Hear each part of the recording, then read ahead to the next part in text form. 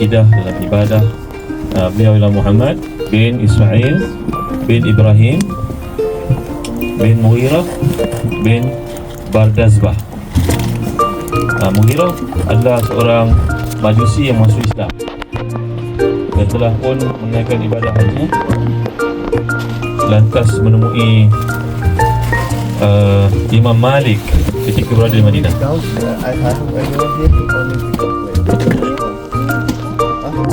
Macam Nabi kita galakkan, kalau kita musafir, ambillah kemudahan yang Allah berikan. Jamak kasar. Kalau kita ada kasut susah nak tanggalkan, semayanglah dengan kasut kita. Kalau wuduk kita batal dari kasut, sapulah air je di atas kasut kita. Ada banyak kelonggaran yang diberikan. Itu sebab kita tengok tentera Arab Saudi itu semayang pakai kasut je kan. Hari Jumaat semayang waktu dia pakai kasut kan, perasan tak? Tak buka pun. Baik, kita baca doa keluar tempat penginapan. Bismillahirrahmanirrahim. Allah. Bismillahirrahmanirrahim. Allah. Wala hawla wala quwwata illa billah. Wala hawla wala quwwata illa billah. Bismillahirrahmanirrahim. La yadurru ma ismihi syai'un fil ardi wala fis sama'. La yadurru wa huwa as-sami'ul 'alim. Wa huwa as-sami'ul 'alim. Bismillahirrahmanirrahim. La yadurru ma ismihi syai'un fil ardi wala fis sama'.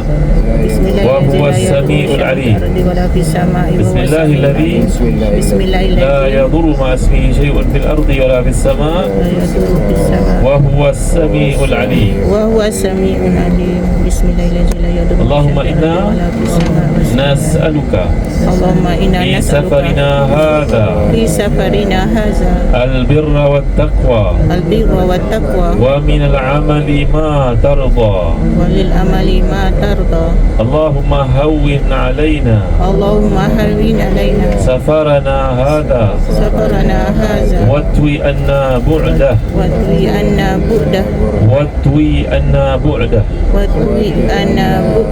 اللهم إنك أنت الصاحب في السفر والخليفة في الأهل اللهم إنا نسألك في سفرنا هذا البر والتقوى ومن العمل ما ترضى. اللهم هون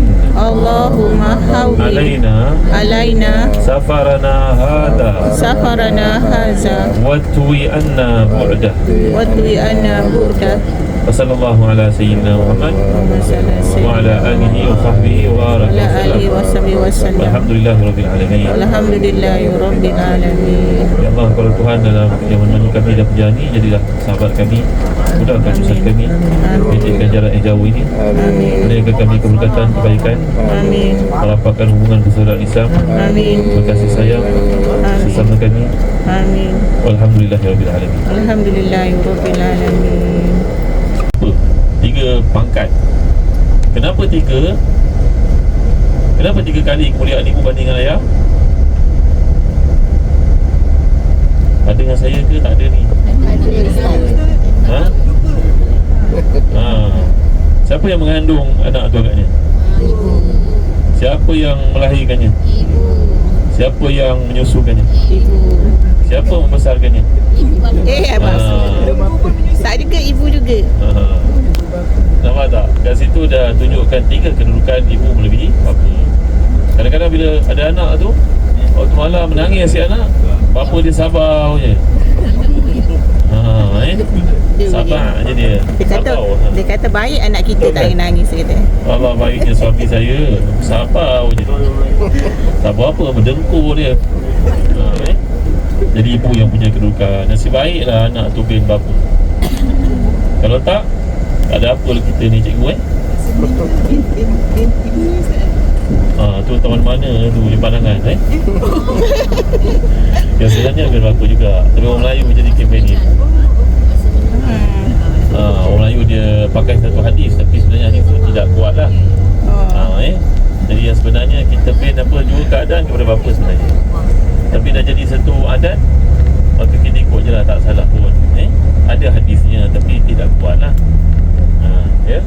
Kalau nak tahu sebenarnya azan di telinga kanan tu pun bayi dilahirkan, hadis ni tidak kuat, kamat pun tak kuat, tapi dia satu ibadat, buat je lah. Macam tu okey. Jadi inilah kelebihan si ibu. Kerana kalau kita kaji balik, Imam Bukhari punya jasa besar kepada kita, dan Imam Bukhari sangat terkenang dan juga terhutang budi pada ibunya. Nampak? Ya. Jadi pesan siapa? Pesan Rasulullah SAW. Baik.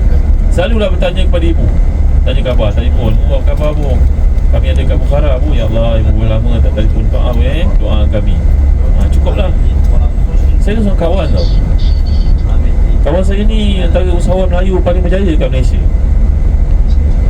Nak berjaya tak berjaya tu, saya tengok dalam Quinas, dia punya revenue dia dah sampai 700 juta dah. Ke biasa je kat tuan-tuan perempuan. Dahsyat ni, 700 juta perniagaannya. Saya rasa dia kata Hujung 2025 dia akan naik jadi 2 bilion. Dia kata ramai orang bersukan, jadi akan banyaklah produk dia dibeli. Ini sahabat baik saya. Dia baru telefon saya nak pergi ke Uzbek ni. Dia tanya, Ustaz buat apa kat Uzbek? Asal tak beritahu saya nak datang Uzbek. Tapi saya beritahu dia banyak kali, tak ikut pun. Ya. Dia ni beri cerita. Dia kata, Ustaz, saya ni tak ada apa. Ustaz, saya dulu banyak kecewa dalam hidup saya. Pinang orang pun orang tolak. Yelah, muka pun macam keling ni, dia kata.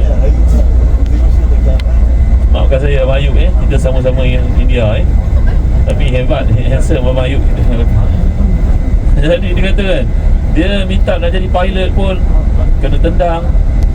Apa saya, semua rezeki tak menyebelahi saya. Nak main bola sepak pun tak dapat main dia. Dalam saya jual kasut bola, dia kata lah. Tuan-tuan kenal aku ni, saya sebut sekali tuan kenal Ihsan. Ya. Dia kata ketika dia nak buka, dia masuk Equinas sebab dia nak pergi listing. Okey, Ihsan.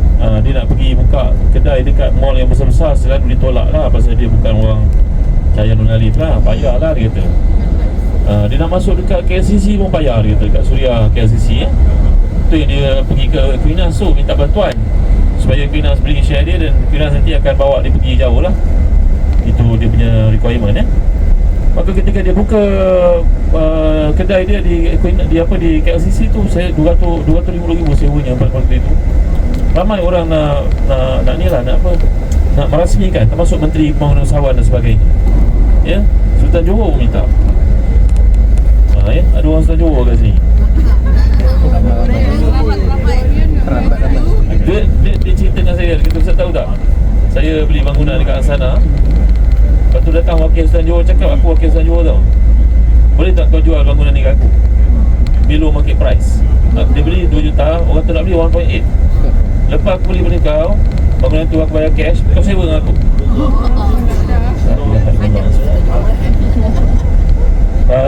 Tak cerita panjang, cukup sikit.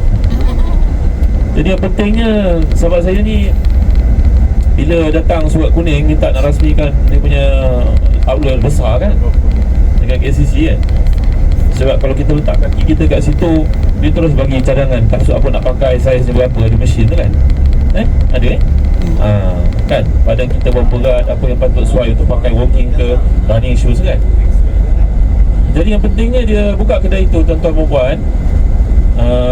Saya dijemput lah sebagai seorang ustaz untuk tengok yang baik dengan dia. Ada ustaz yang berdoa dan sebagainya lah. Tapi yang menariknya pada ketika itu dia buka kedai dia, dia apa tahu, mak dia ni, yelah mereka masih close relative dengan Pakistan ramai kan. Dia keturunan Pakistan. Dia jemput semua makcik-makcik dia masih hidup di Pakistan itu, diterbangkan ke Malaysia. Dia bagi layanan first class, duduk kat tempat yang hebat-hebat.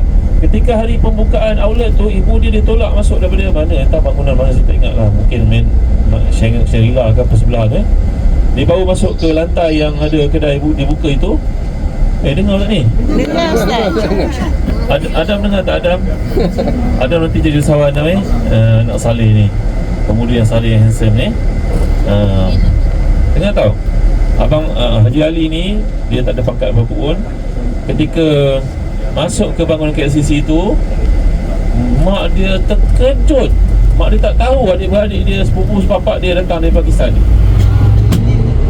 Dia buat surprise. Mereka duduk di bahu-bahu tempat itu, semua dia sewa. Dan mereka bawa belon, bagi hadiah, letupkan macam ada benda letupan kan. mak dia menangis. Mak dia daripada Hotel Shangri-La tu, dia bawa masuk ke outlet dia. Mak dia yang tarik tali perasmian itu. Tuan-tuan, peristiwa ni sangat menarik, sangat apa dipanggil, dramatik. Ya. Dan akhirnya seorang kawan baik dia, orang ni orang Danish, Denmark, menghayatilah detik-detik itu, dijemput lah. Dan Ali ni dia outlet, dan Alisa ni mencatatkan jualan banyak untuk kasut-kasut yang pada masa itu belum diboykot, Nike, Adidas sebagainya. Jualan terbesar di Asia, terbanyak. Walaupun orang Melayu tak pergi ke World Cup, tapi orang Melayu paling banyak sokong produk lah. Saya seorang daripadanya, biasa beli kat kedai dia, sokong orang Islam kan. Tuan-tuan, sampai Danish ini saya lupa namanya apa. Danish ni tanya dia, Ali, aku pasukan Denmark, aku selalu menang Piala Dunia apa semua masuk, tapi jual kasut Adidas kat Nike susah kat negara aku. Engkau kat Malaysia jual banyak, apa rahsia kau, Ali? Ali dia cakap pada Danish ni, aku tak ada buat apa pun, aku sayang mak aku lebih segala ni. Kalau mak aku sakit, aku bawa mak mentua aku pergi. Mak mentua aku hidup, aku bawa dia pergi mana. Aku layan dia macam tak ada orang lebih besar daripada mereka. Raja ke siapa ke, aku tak pandang. Nak bagi aku pingat ke, jual minyak aku semua, aku tak nak. Dia kata gitu lah. Ini sini tuan-tuan, terbangkan mak, lepas tu terus ikut buat macam Ali ni buat. Ini saya cerita orang masih hidup tuan. Dia bawa ayah mak dia, pak mentua, mak mentua dia pergi mana-mana. Lepas itu semua dia bawa pergi. Dan terakhir mereka berjumpa di Singapura. Ni orang Danish ni dengan isteri dan anak-anak dia, dengan bapak dia, mak dia, dengan mak mentua semua berjumpa. Pak mentua dengan mak mentua dia bila jumpa Ali ni, orang putih kan dia suka peluk-peluk orang kan, bila dia macam dia apa, dia menghargai orang tu, dipeluk kan. Dia peluk Ali ni, dia kata pada anak dia, nak kalau macam ni Islam ajar kita, ajar kau, nak kau masuk Islam nak, tak payahlah kita duduk jadi orang Katolik apa benda nak. Kalau Islam mengajar menghargai kami macam ni, dah tua pun kau bawa pergi mana-mana, kan kau belajar daripada orang Islam ni, ayolah nak kita masuk Islam lah, satu keluarga. Masuk Islam orang itu tuan-tuan. Dan pada hari ni Ali tu beritahu kat saya beberapa bulan lepas, setahun lepas saya ingat, Danish ni manage to berjaya jualan kasut di dekat Denmark. Pada hari ni jadi macam Malaysia tuan-tuan.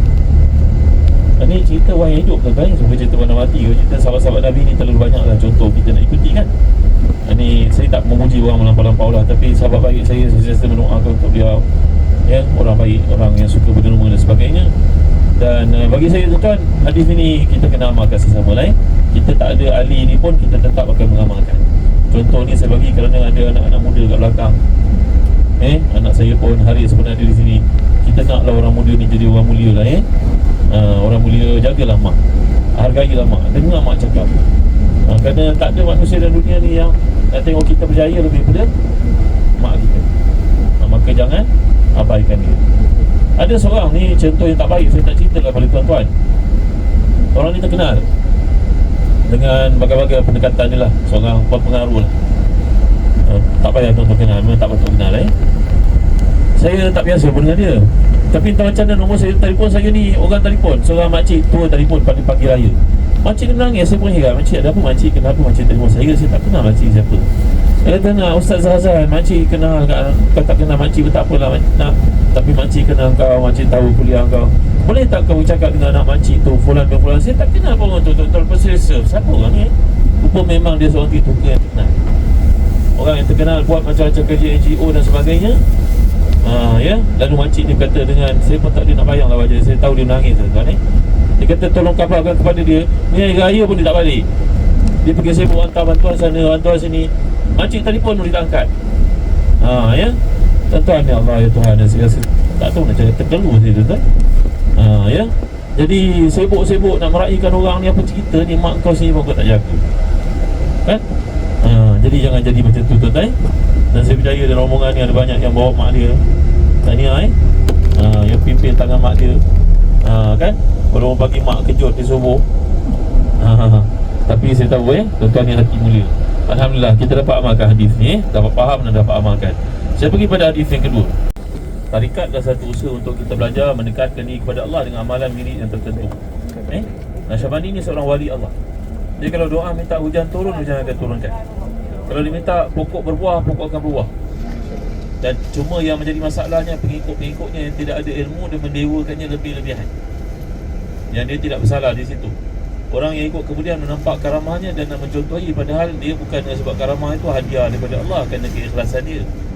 Itu perkara yang selalu menimpa manusia kerana tidak tahu susur galuk ulama-ulama yang asal Jadi kat sini kita nak sembahyang sunat duha boleh, kita nak berdoa boleh. Mudah-mudahan orang saleh ni adalah keberkatannya masih tinggal untuk kita, dapat pedoman, dapat kebaikan. Kita doa kepada Allah dengan kesalehan orang-orang yang ada di sini. Mudah-mudahan Allah makbulkan hajat kita, apa saja kita perlukan. Begitu bukan kita berdoa pada kubur Dengan baik kita doa kepada Allah. Baik, Assalamualaikum warahmatullahi wabarakatuh. Syekh Bandi ni yang tulis buku Tanbihul Ghafilin ke Ustaz? Bukan, itu Abu Lais As-Samarkandi. Samarkandi. Ini Syabandi.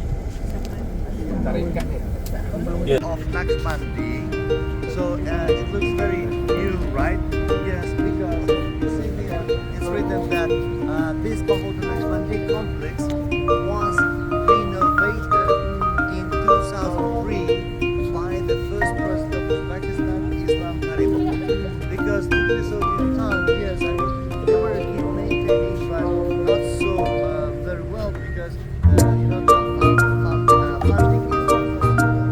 And then after we got independence in 1991, of course we these other places. Then it started from the Imam Bukhari complex first in 1998. They renovated all the Imam Bukhari complex. Yes, okay. So then in 1998, but from 1998 until nowadays in 2020, so Imam Bukhari complex again started the new renovation. So slowly then, in 1998, it was Imam Bukhari complex. In 2003, we renovated the complex of Naqshbandi. And you know, besides this, we have also Imam At-Tirmidhi. We have also basically all of them renovated during the independence period. So that's why here these places also good. I mean, very nice, very new.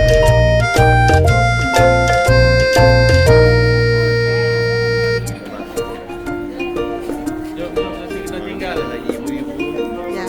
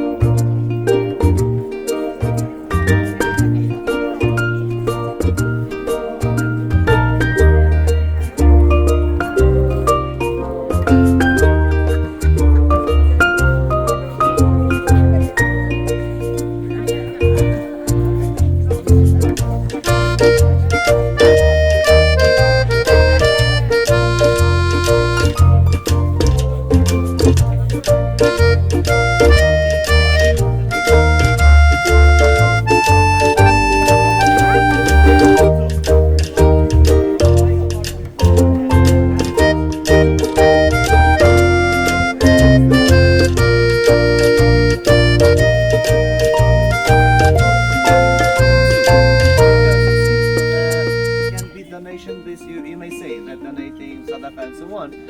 The nafsu means not only donation, not only the sadaqah, but nafsu is also about your everything, like your eyes, your tongue, whatever you say is nafsu, right? Because there is also saying, I'm not sure it's hadith or the Quran, I forgot, but they saying controlling or fighting against your nafsu is one of the way of jihad. Yes. Correct? Correct. So this is the thing. That's why here you say no one can be a Muslim until he garners his faith. So this is another principle. Okay? So then now we will go inside further. There's the main part because the main part is where's the Makam of Imam Pagoda Naqshbandi, the tomb of Naqshbandi. So which it was built in 1544 by one of the kings of Bukhara, whose name was Abdullah Khan. Because there was also you see, even he died in 1389 in the 14th century, he was only the tomb of Naqshbandi. But later on, in 1544, after 150 years over years, so then first time when this complex started emerging, it is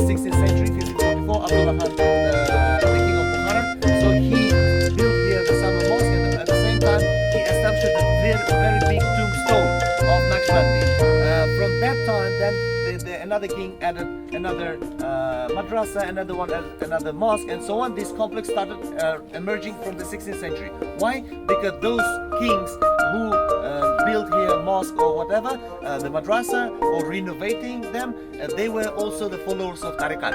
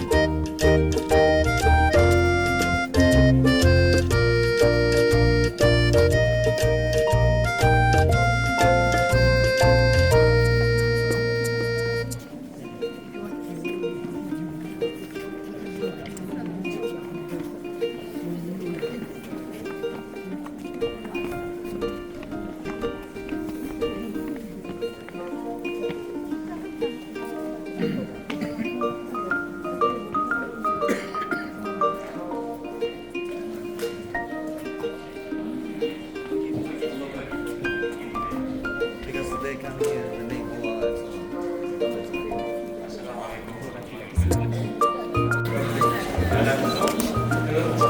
Ibadat kepada Allah Taala.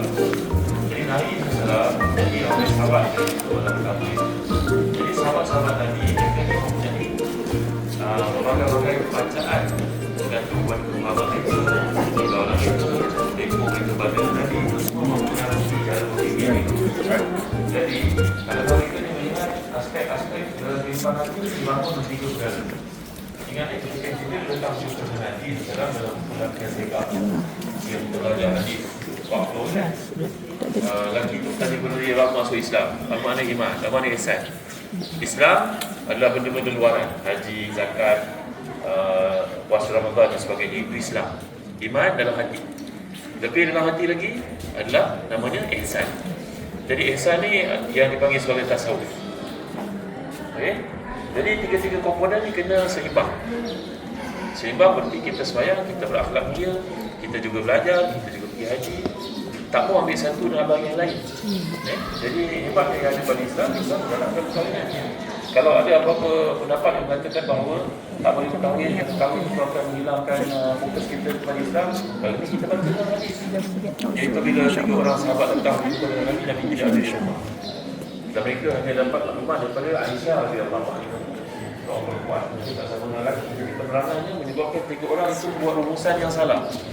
Jadi yang pertama, kalau begitu amalan Nabi yang disampaikan oleh Aisyah radhiyallahu anha mungkin, maka saya ambil keputusan untuk tidak berkahwin kerana berkahwin melalaikan saya. Betul kan? Yang kedua pula berkata, kalau begitulah amalan Nabi, saya nak puasa tak mau buka. Puasa setiap hari. Okey? Yang ketiga pula berkata, kalau begitulah kesedaran saya kepada Islam yang ditunjukkan oleh Aisyah, saya ni tak mau tidur malam. Saya nak qiyamul lail sahaja. Lalu perkara itu dilaporkan kepada Nabi. Dan Nabi telah buat satu ulasan yang solid. Aku manusia paling baik, aku manusia paling bertakwa, aku berkahwin, aku manusia paling bertakwa, aku berpuasa tapi aku buka, aku manusia paling bertakwa, aku tidur malam dan qiyamul lail. Siapa yang tidak mengikut sunnah aku bukan dari kalangan aku. Faham eh? Imam Asy'arani seorang ulama yang terkemuka. Dikatakan bahawa beliau ni ketika datang orang mengadu tikus banyak menyerang gandum tidak ada hasil, maka Imam Asy'arani berdoa kepada Allah, ya Allah ya Tuhan, jagalah hasil gandum daerah ini. Ya, beliau ni mempunyai banyak rihlah, banyak perjalanan lah, bukan kat sini saja, meninggal dunia kat sini. Tapi dia telah pun mempunyai pengikut yang ramai dekat belah-belah Khurasan, dekat Parsi. Ya, dia pergi mantau ulama-ulama dulu macam itulah, dia pergi ke tempat-tempat. Jadi semasa di sana dia mendoakan untuk pertanian dan jadi makmur. Gandum boleh keluar 3 kali setahun. Tapi selepas peristiwa itu banyaklah orang tak ada kerja. Dan orang tak ada gandum, tak ada kerja, tikus tak makan. Faham tak? Dan satu malam Imam Nasrani ni bermimpi. Seorang berkata kepada dia, Imam Nasrani, kau seorang wali Allah. Adakah kau berfikir kau lebih generous daripada Allah? Allah yang menjadikan tikus kan, Allah menjadikan manusia bekerja kan, Allah menjadikan negara kan. So dia seimbang, tak boleh kita buat semua konflik perfect 100%. Barulah Nasrani tersedam. Maknanya dalam kemakbulan dia berdoa sebagai wali Allah, ada juga unsur penipuan daripada syaitan dalam diri dia. Nampak tak? Lepas itu dia kata, ya Allah, ya Tuhanku, aku mohon ampun engkau. Ya, Nabi Sulaiman dulu minta untuk diberikan tanggungjawab beri rezeki kepada semua makhluk dan baginya pembebas. Aku manusia biasa. Ya Allah, aku kembalikan kepada keadilan kau. Jadi this man is full of wisdom. Banyak wisdom dia. Malangnya, ni poin yang kita kena tahu. Banyak orang mengikuti tarikat, dia tidak tahu Imam Nasrani itu seorang ulama hadis. Dia tak belajar tu, dia nak terus syukur. Dia nak terus jadi orang yang boleh terbang kat udara. Boleh jalan atas sembahyang bawah sejadah duit. Dia tak tahu orang tu, dia punya hati dengan Allah. Jadi Allah jadikan semua dunia ni untuknya. Kan? Jadi ini perkara yang kita kena atasi. Digalakkan kita pergi ziarah kubur kerana kubur mengingatkan kita pada kematian. Tapi jangan sekali kita berakidah kan kat kubur ni berdoa dapat hajat tentu dipenuhi. Ini tidak boleh. Ini tidak boleh. Ini syirik. Jadi kita pergi ke tempat Allah sedemikian, kita berdoa kepada Allah, ya Allah, insan ni aku kenal, aku baca, aku tahu sejarahnya orang baik-baik. Kalau ada rahmat untuk aku dengan keberkatan orang ini, tunaikanlah hajat. Ada tuan-tuan yang berkata demikian, Allah kesian kat kita datang jauh, kita musafir. Jadi dia ada banyak komponen dalam package inilah. Doa yang ikhlas, lepas tu zikir, lepas tu berwudu, lepas tu menghadap kiblat, lepas tu pula berada di tempat yang dikatakan orang berkat. Keberkatan tu bukan dekat Mekah, Madinah, dekat Al-Aqsa saja. Mungkin ada keberkatan macam tu sebab ada ulama berkata, saya pergi ke kubur Imam Syafi'i, saya tidak faham banyak masalah. Saya berdoa pada Allah, bertanya orang, saya tak faham. Saya pergi kat situ, saya tidur malam tu, Allah bagi saya jodoh. Jumpa Imam Syafi'i terang pada saya apa yang saya tak faham. Ada benda macam tu. Tapi jangan lupa, orang-orang ini adalah orang saleh yang latar belakang kehidupannya memang saleh. Jadi Allah bagi sedikit sekelumit rahmat kepada orang macam dia. Kita belum tentu lagi. Jadi begitu keadaannya. Fahami berbaik, tarikat adalah namanya tarik. Tariknya apa orang Arab sebut? Tarik. Jalan. Kan? Tarik jalan. Highway. Pergi kepada Allah. Jadi Abu Bakar dengar Nabi wirid lain. Saya dah cerita pada malam pertama itu kan. Umar mungkin dia seorang businessman. Dia Add some few words about this place, and then I want to give a timing and the meeting point. So you see the makam of Lakshman, the big tombstone, as I told you. So it was established, it was built in 1544 by the king whose name was Abdullah Khan. So he built this makam at the same time the big tombstone because of respect to his nature. At the same time, this is summer mosque. Why? Because there is a mihrab on that side. So then, when the summer times, they will bring here. And then, this is another mosque here with the mosque. So there is another mosque here, and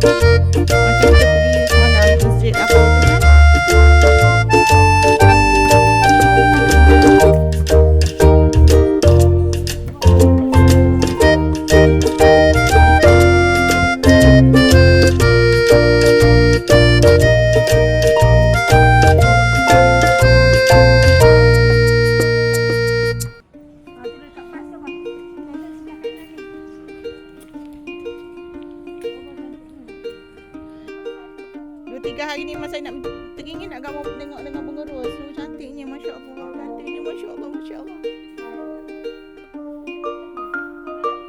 Oh lah cantiknya. Ada banyak pengerus kat sini.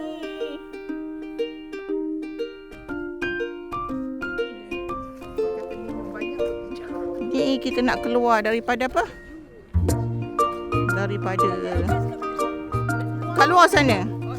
Nak keluar daripada makam.